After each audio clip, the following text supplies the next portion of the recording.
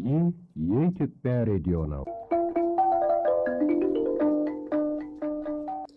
እንዳሁኑ የተለያዩ የማህበራዊ ድረገጾች ከመከፈታቸው በፊት መቼም ጧት በማለዳ ይሄንና ሌሎች ሬዲዮ ፕሮግራም የመግቢያ ድምጽ ሲሰማ ያላደገ የለም።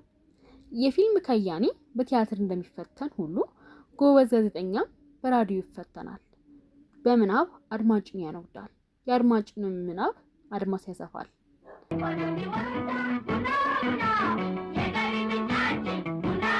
ከጋዜጣ ቀጥሎ ኢትዮጵያ ውስጥ ሁለተኛው የማህበራዊ መገናኛ ዘዴ ነበር።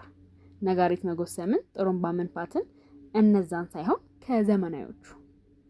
ራዲዮ ዳንቴሉን ለብሶ በቤቱ፣ ገበሬው ምርሻው ሲሄድ አንጠልጥሎት፣ ነጋዴውም ከስራ ቦታ፣ ብቻ ራዲዮ ሁሉም ጋር አለ።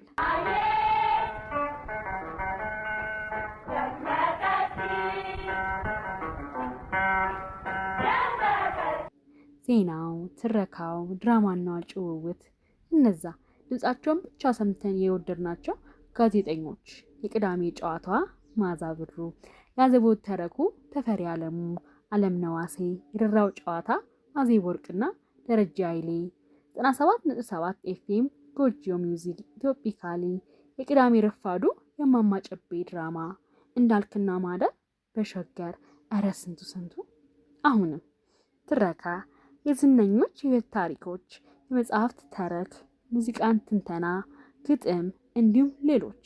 ኑ ወደ ድሮ እንመለስ።